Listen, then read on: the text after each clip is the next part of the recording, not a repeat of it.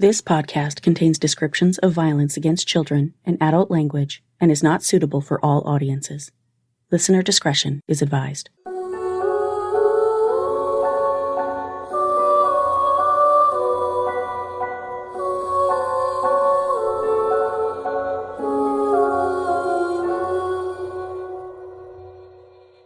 Hi, everyone, and welcome to Suffer the Little Children, the podcast giving voices back to the victims of child abuse, murder, and their families. I'm your host, Lane, and this is episode 172, Corey Micciolo, with Jim Clemente and Francey Hakes. 3 years ago, in episode 69, I told you the story of 6-year-old Corey Micciolo, whose mother fought for months to save her son from his abusive father.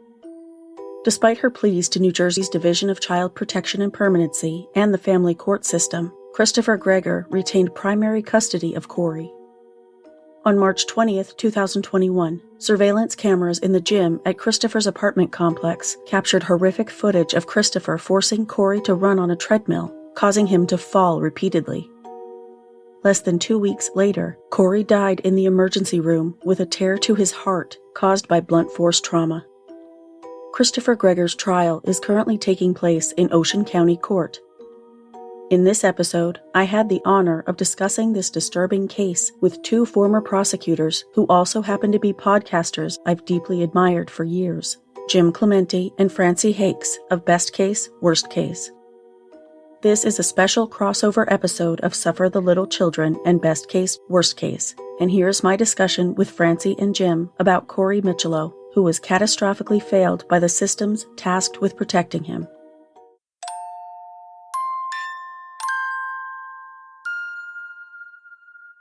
Hello, and welcome to a very special edition of Best Case, Worst Case. This is Jim Clemente, retired FBI profile, former New York City prosecutor and writer-producer of Criminal Minds.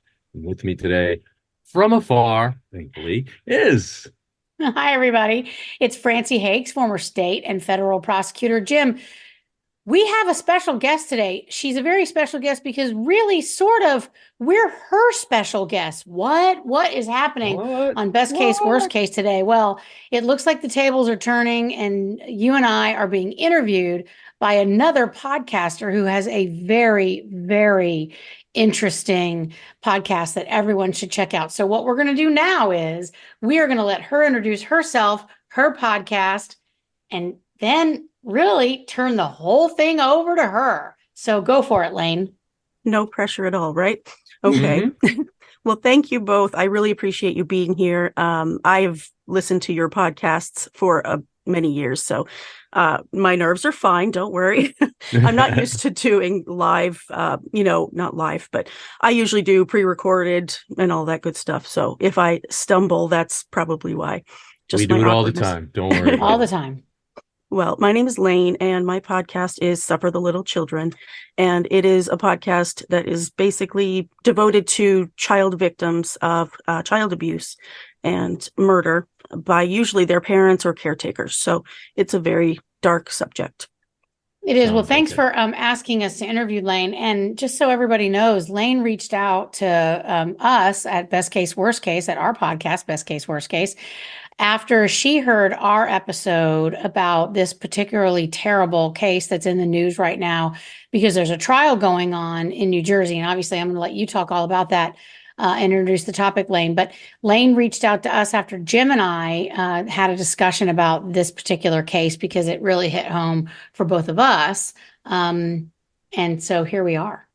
The child in question was Corey Micciolo, who was 6 years old in 2021 when allegedly his father killed him. There was a treadmill involved, although I don't believe that has ever been pointed out as the actual mechanism of death. Corey died from blunt force trauma, and he ended up with a tear to his heart. And that's the trial that's ongoing right now for his father, Christopher Gregor.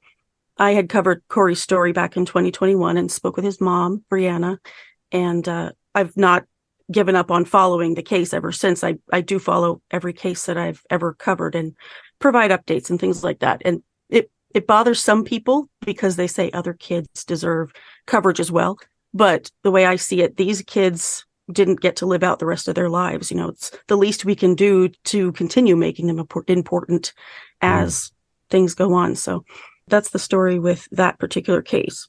Yeah, well, when Francey and I read about it, it just struck a nerve. I mean, these are unfortunately the worst kinds of cases that we worked when we worked for the government. And unfortunately, they were far too frequent.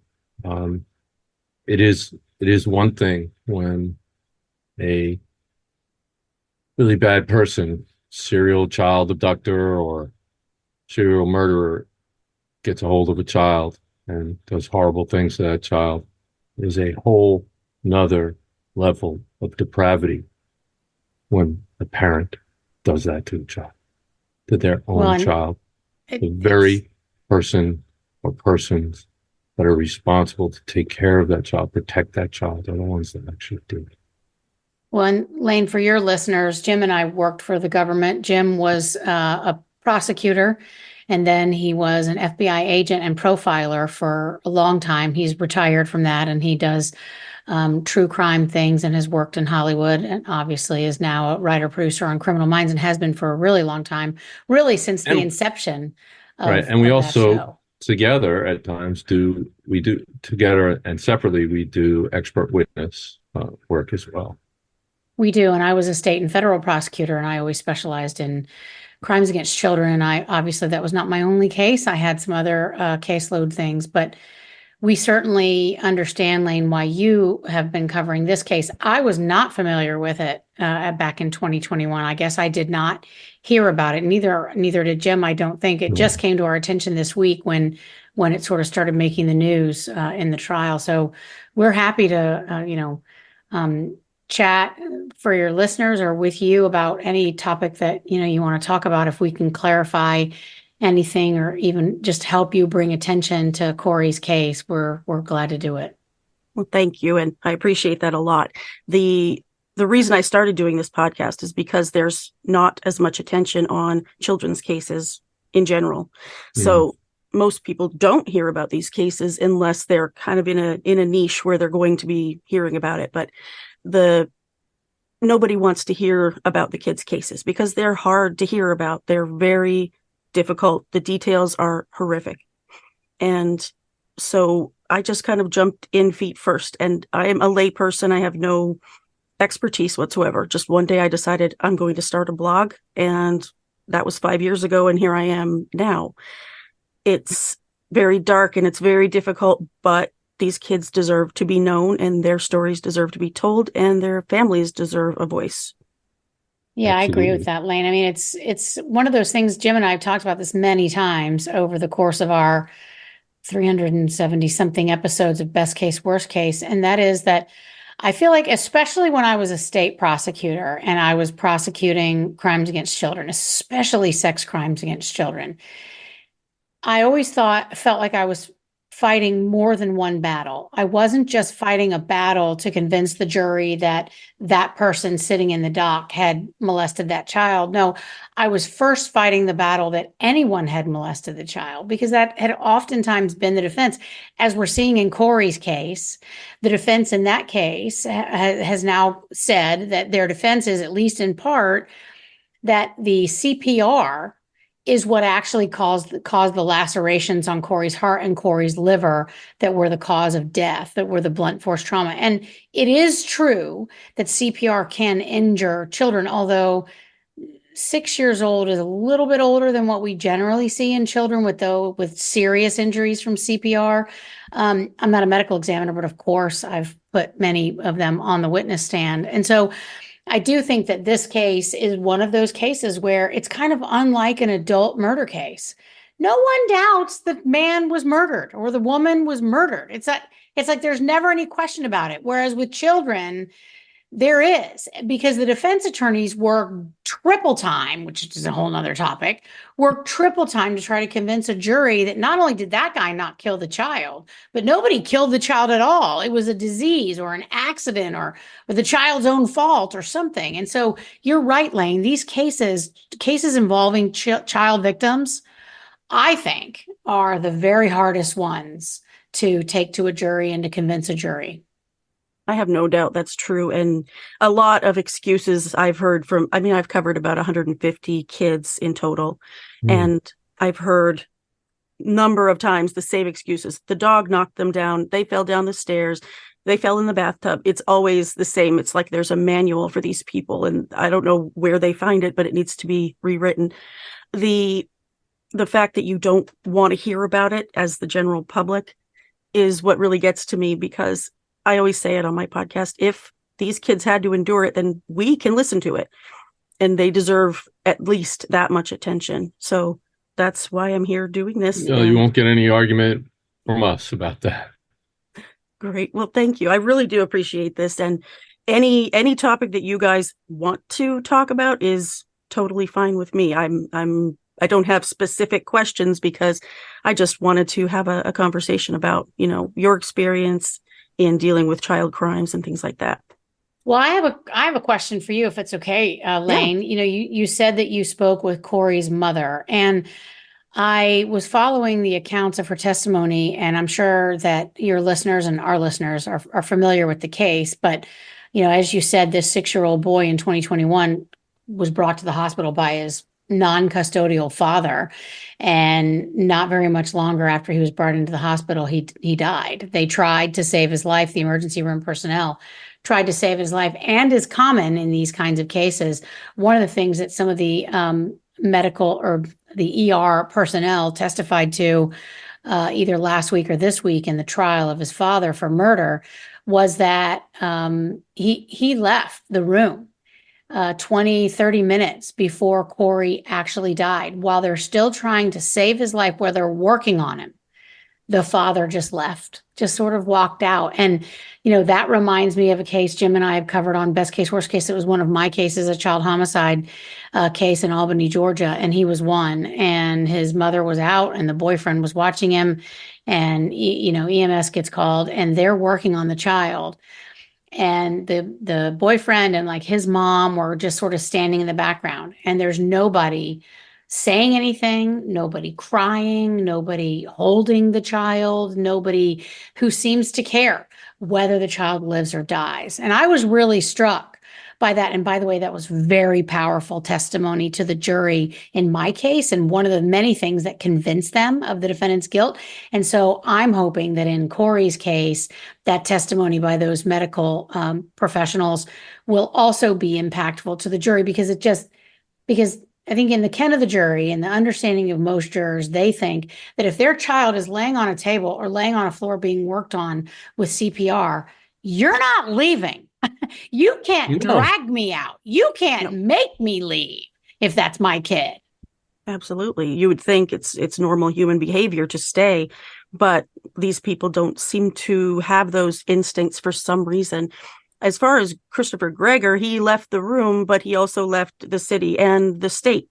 He was found in Tennessee a couple days later. So the fact that not only did he not stay at the hospital, but he didn't even stay in the state does not make him look good. I hope that really resonates with the jurors. Fleeing is an indication of guilt. Yeah. Fleeing the jurisdiction. It is. In fact, Jim, I used to say to jurors in cases where there was some evidence of fleeing, I used to quote the Bible, which this is a rough quote. It's not precise because, they're all the old language, but it was the guilty man flees where no one pursues, while the righteous stands bold as the lion. So that's what I used to tell the jury. If you haven't done anything, you stand and you wait and you deal. And that's obviously not what Corey's father, I'm using scare quotes, father did in this case. And of course, Lane, I'm sure much more about Corey or the father's behavior, Gregor's behavior after that. Can you tell your listeners? I think it's shocking, some of his internet searches after his son died. Definitely. As it turns out, he was the custodial parent, which I didn't know prior. Oh, I thought he was the non-custodial parent. That's what I thought. But as it turns out, there was some issues on Brianna's end that had Gregor basically the custodial parent. They were sharing back and forth, and Corey was going to his mother's I think it was the weekends they had said when his father testified. But the searches that we were talking about, I just wrote them down earlier because I couldn't believe one of them was if there was a homicide at autopsy, how long for charges to be filed? I mean, right. Where did that come from? If you're not guilty, why are you putting that in? You'd think that he would stay at the hospital and then start demanding answers. What happened to my son? Who did this? But he did not.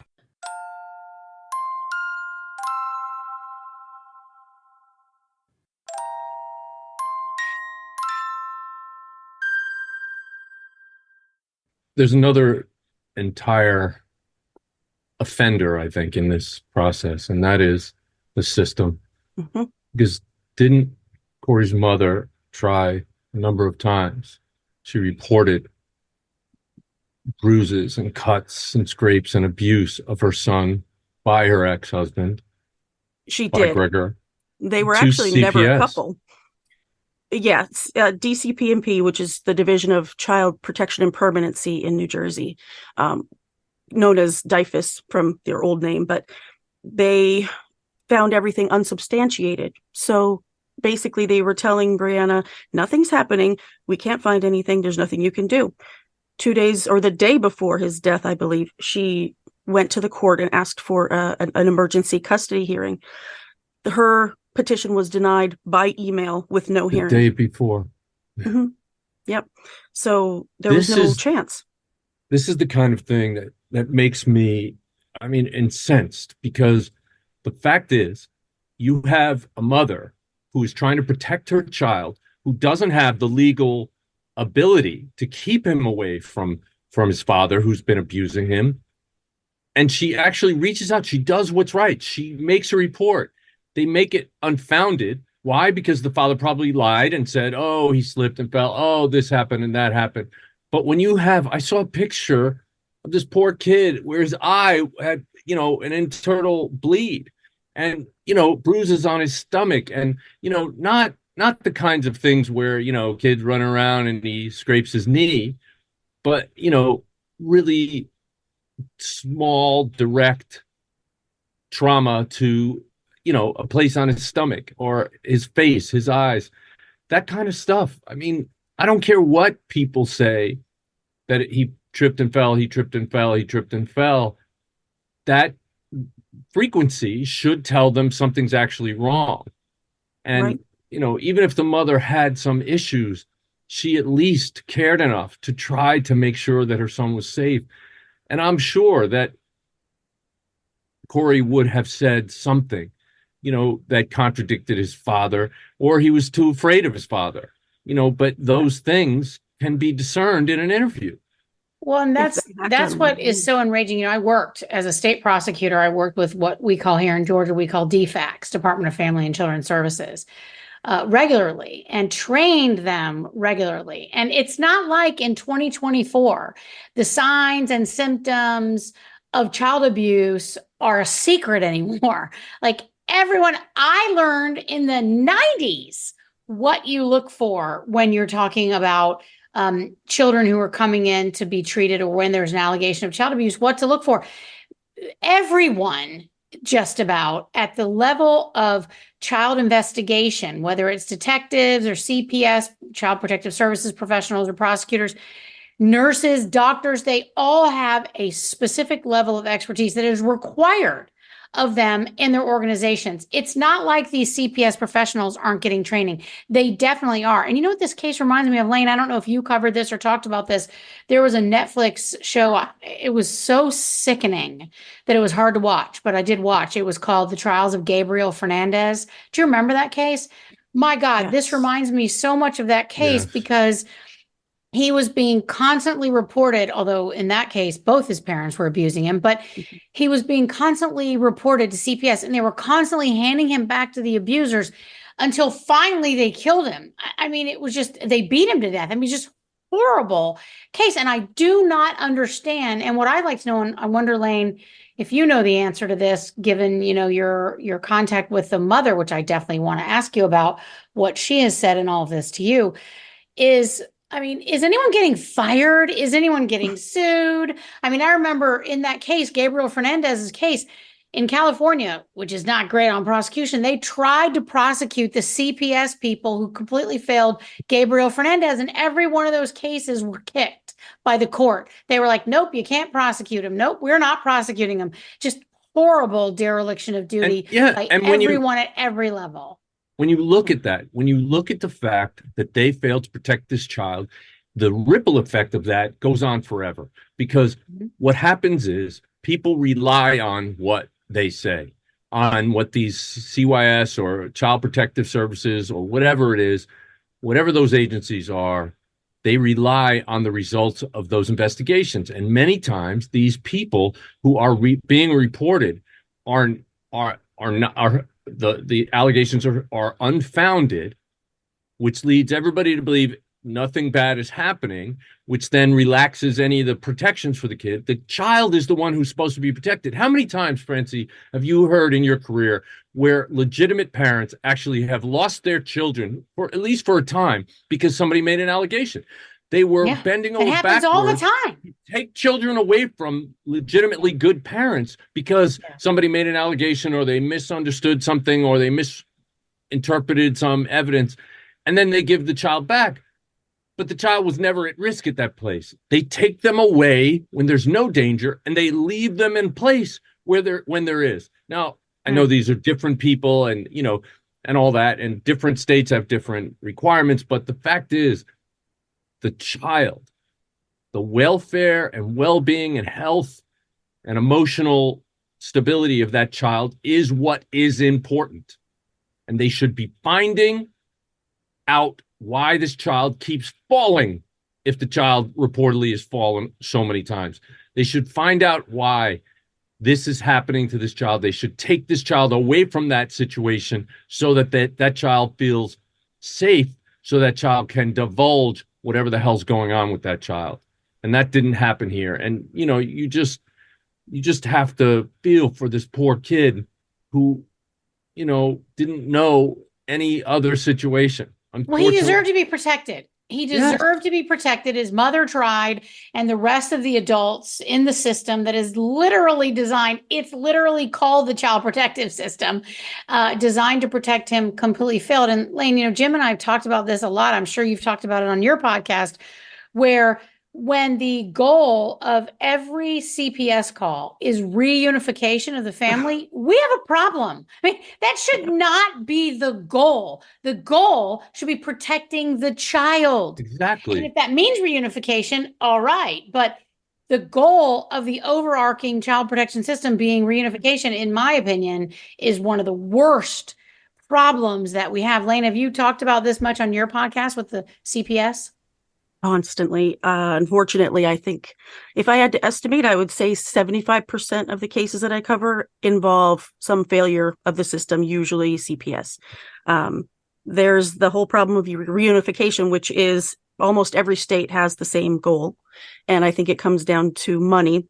Foster care is expensive and all of that.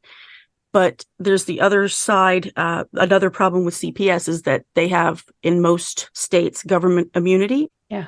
You're right. Yeah. So they can't be prosecuted, which is they can't be sued. They're just not responsible. They can't be held responsible. And the level required of criminal culpability to actually prosecute them is very difficult. But Lane, you said that you spoke with Corey's mother. Can you tell us about that? I'm really interested to hear about that. Yeah. I spoke with her first 3 years ago, I guess it was. And she was so young. I think she was 23 when Corey passed.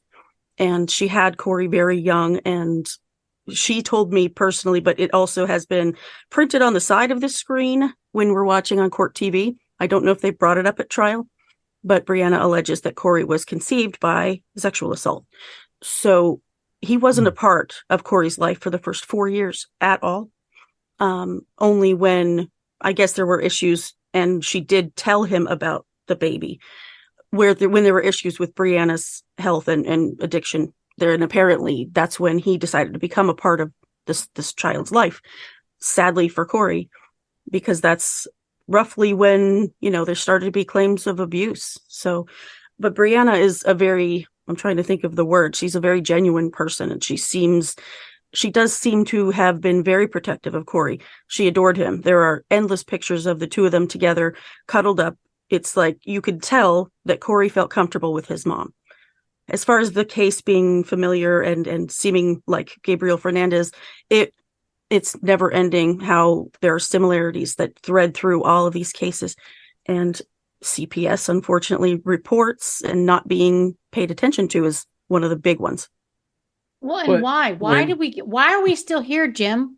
I mean, why is it that CPS is still so screwed up? And listen, well, they hear that the mother's a drug addict, and then they say, okay, well, she's a drug addict. She can't be honest. She can't be accurate. She can't be, believed. It's just bullshit. I get it. And that, I don't actually blame them for worrying about Corey being with a mother who's suffering from addiction. I get that. But not believing protective her. Impulse. But then not believing her just because of it is ridiculous, especially when whatever she's telling them is corroborated by the child's body. I mean, it just doesn't make any sense that they would have just completely blown off her credibility in that case. And I just want, best case, worst case has a lot of listeners who are CPS people and detectives and all of that. And so I want to just say up front, I'm not saying everyone is bad. I don't mean that, of course, at all.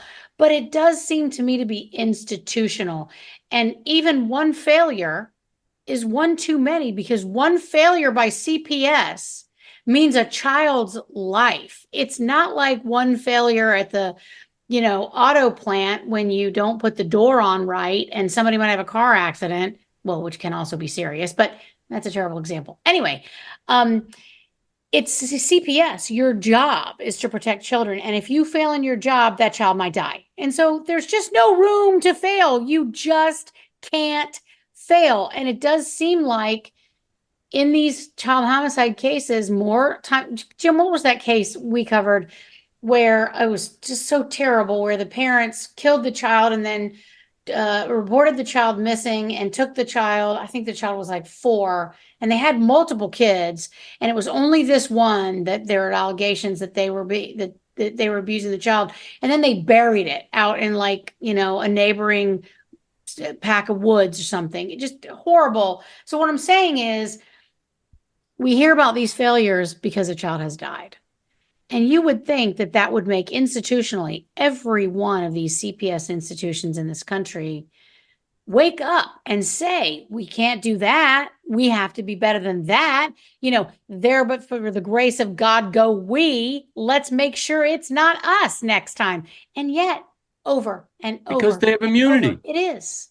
Right. They have immunity from prosecution, and that is, protecting them.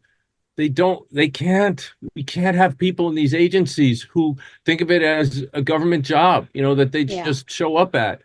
They're really charged. And I'm sure many, probably most of them actually do care tremendously about kids, but critical thinking is important.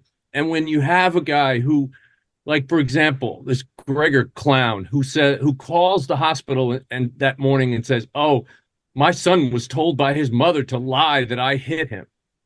Well, wait a minute. Have they checked those cell phone records? How would the mother have told the child this when, first of all, he said he just woke up, right? He just woke up and he was groggy and all that. He couldn't eat or whatever it was. And it just doesn't make sense. That's when Brianna dropped him off that morning, right? After she took him for a child abuse exam the night before, and they were there overnight. So she dropped Corey off in the morning about 9:00 at Christopher's house. Oh, Christopher was very angry. There's no doubt about that. He was texting lots of different people saying, she still doesn't have him back yet. Corey was fine that morning when Brianna dropped him off. There's a little recording, an accidental video recording just of her seat. I think it is. She accidentally hit record, but you can hear Corey in the background. He's fine. And then several hours later, he dies in the ER after a full day of being lethargic, according to Christopher. Lethargic and not eating. He's throwing up. And it's just the way that the pathologist put it, he explained that the injuries would not have allowed Corey to be normal or speaking that morning. So it had to have occurred after 9 a.m. when he got dropped off at his father's. I learned something today that Gregor took a selfie of himself with Corey 1 hour before they went to the ER.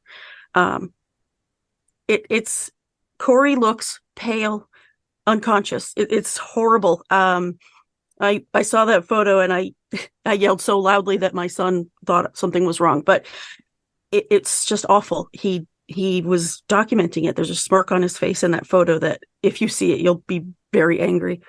But as for CPS, they pay too little for people to really be educated and come in and get this job.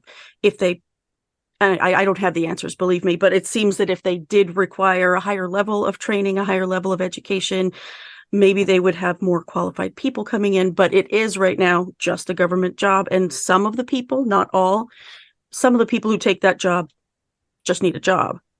And there is also something called compassion fatigue. And of course, I've been trained on that because that's something that happens to professionals that are constantly exposed to really difficult stories and people and victims and survivors.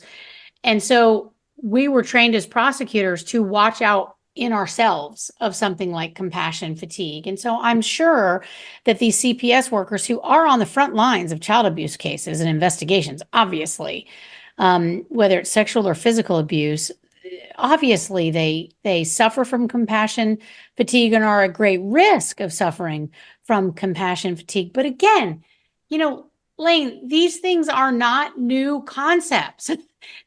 I'm old now. They're not new concepts. They've been trained on for a couple of decades at least now. And so people are aware of them. I can't believe, I really literally cannot believe we're still hearing of cases, and it happens all the time. You have a whole podcast about it. I can't believe I could ever cover for sure. I know, where you've got kids who are slipping through the cracks, although that's not even a really good description because they're not. Someone is calling. There is an investigation and they die anyway. And so it's just like a vicious cycle, and it's maddening. And I think the name of your podcast is so, I know where it comes from, but Suffer the Little Children. It's so evocative, so emotional, but so clearly conveys, I think, what is still going on in this country. Because I say it all the time when I post things on social media about some, new horrible thing that happened to some poor child. And it's children don't have a lobby. They don't have money. They're not passing laws themselves. They can't defend themselves. They can't speak for themselves generally. And so... and they live in a land of giants. Yeah, and they live in a land of giants. Jim says that too. And they live in a land of giants. And it is something that they are incredibly vulnerable and need to be protected. And yet we're doing a crap job of protecting them. You want to know how terrible the statistic is? 4 to 7 kids die from abuse or neglect every day in the U.S. alone. And I've covered cases from other countries. Yeah, it's absurd. You would think that this is something we should focus on. Staggering. Yeah, it's disgusting.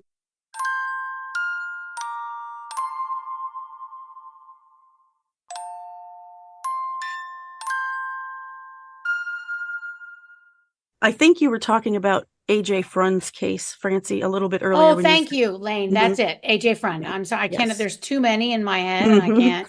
I'm terrible with names. AJ Frund, you're exactly right. Freund, I think, right? Right. Yeah. That case, just as another one. It's a very similar to Corey's case, except that it was both of his parents. And yet people were constantly calling teachers. I think in that case, there might've been a teacher involved, I think, who called about AJ.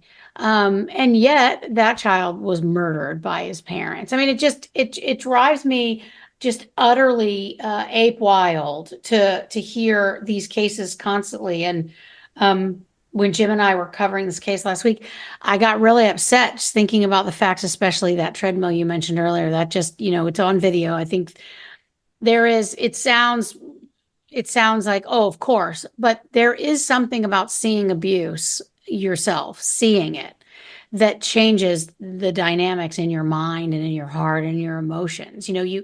It's one thing to hear about it. It's bad enough and emotional enough to just hear about it. But when you do have to look at it too, it does make it so much more visceral and so much worse because you feel like you're there watching it.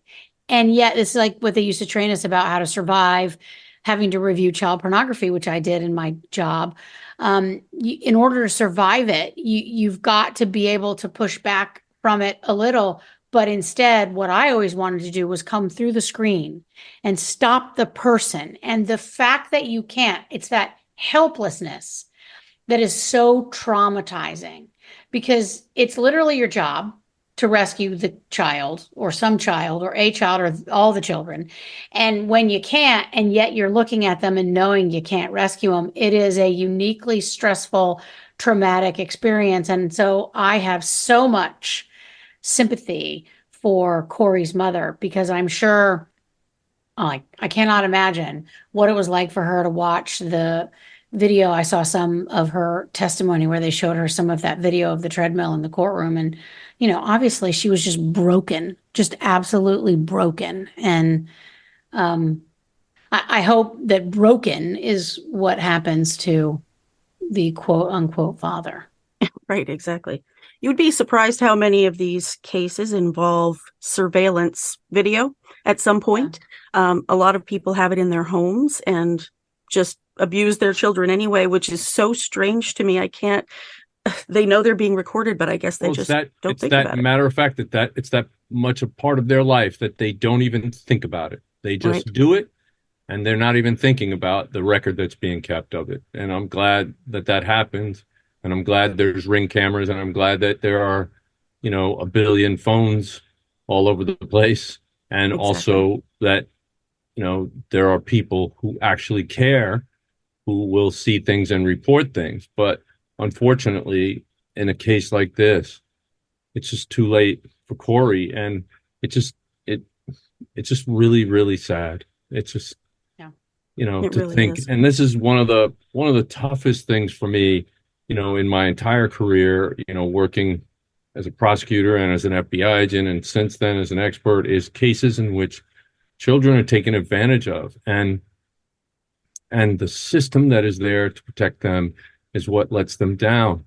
And it's not so much, that they couldn't have been saved. It's that they could have been saved and they weren't. That's what makes it incredibly tragic. So much worse and offensive, and when you have a guy who is so blatant that even in public he would abuse his kids so much. That whole treadmill scene was just horrific, but you could see how hard Corey was trying, and that was probably out of fear, out of knowing what would happen if he didn't. Yeah, absolutely. And yet it happened anyway. It didn't happen. His father did it to him. His father killed him. At this point, it's allegedly. He's been charged with those crimes, but hopefully we'll find out soon that he's been convicted of those crimes. I hope so. I do. I did want to mention that in the case of AJ, one of the CPS workers was actually convicted. That was 2019 that he died. And I think it was just last year that the CPS worker was convicted. Well, but that was a rare case. That's a great update, Lane. I didn't know that. And I'm really pleased to hear that because we've already said, they're not immune from prosecution. They're immune from civil suit generally, but they almost never get prosecuted. And so it's because it's hard to prosecute someone. It's a very different standard, right? They didn't actually perpetrate the abuse. So it's a negligence case that has to be brought effectively. Some states don't actually have criminal negligence homicide statutes. Like there's just nothing like it in the statutes. And so over the years, many states have passed criminal negligence laws for the reason that some of these cases have been brought to light. But it's terrible, and obviously someone should be held accountable. In addition to Corey's father, someone should be held accountable for not protecting the child the way that they should have. I would hope so. We'll see. I hope you'll keep us posted here at Best Case, Worst Case, Lane. Yeah, I sure will. paying close attention to it. Most of the cases that I follow don't get coverage on court TV or other places. So it is rare that I get to watch the trial go on. What usually happens is I'll get to see it after the fact, if at all. Most of them, I would say, I have to go through the newspaper coverage from the local newspapers where the news reporter is there writing down all of the details at the time. And that's where I get my details for my episodes. But but this one is out there. So I'm glad at least Corey is getting some recognition, and also what happened to him. His father's getting called out, and DCP&P is getting the light shined on them, which is important. It is. It is. Thank you so much Well, for having us. We really appreciate it. Of course. It's my honor to have you. I appreciate this very much. And we'll definitely keep you posted. Yeah, well, if maybe we could do this again when there is a result in this trial. And, I'd be glad to. We'll talk about it again. That sounds great. All right. Well, thank you for having us, Lane. And everybody should listen to Suffer the Little Children. You can find it anywhere podcasts are podcasted. Yes, you can. Thank you so much. And also follow Best Case, Worst Case, where Francey and I talk about the best cases and the worst cases of different law enforcement professionals' careers. And also some cases that really get under our skin. Yeah, which is a lot of cases. Let's be honest. Let's be. Well, thank you, everyone, for listening to this very special episode, this crossover episode of Best Case, Worst Case, and Suffer the Little Children. And this is a tough one, but thank you for listening. Until next time, this is Best Case, Worst Case, signing off.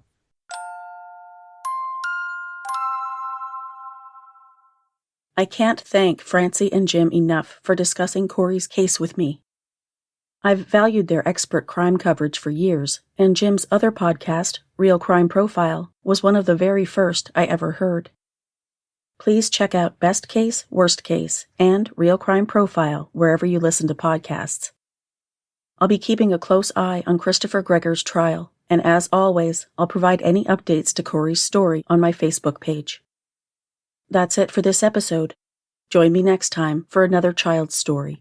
If you like the show, please follow or subscribe to Suffer the Little Children on Apple Podcasts, Google Podcasts, YouTube, Spotify, Spreaker, Pandora, iHeartRadio, Stitcher, or your favorite podcast listening app. And please leave me a 5-star rating and a positive review on your favorite podcast platform. Visit the website at sufferthelittlechildrenpod.com. You can support the show by visiting patreon.com/stlcpod, where you can become a patron for rewards ranging from a shout-out by name on the show to bonus content and exclusive gifts.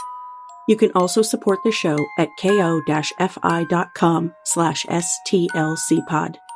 Follow the podcast on Facebook and Instagram at Suffer the Little Children Pod and on TikTok at stlcpod. View photos related to today's episode on Facebook.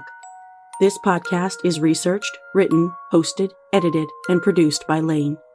Intro theme music is by Dream Note Music, and all music for the show is licensed from audiojungle.net. For more information about preventing or reporting child abuse, visit childhelp.org or call your area's child abuse hotline. And remember, if you see something, say something.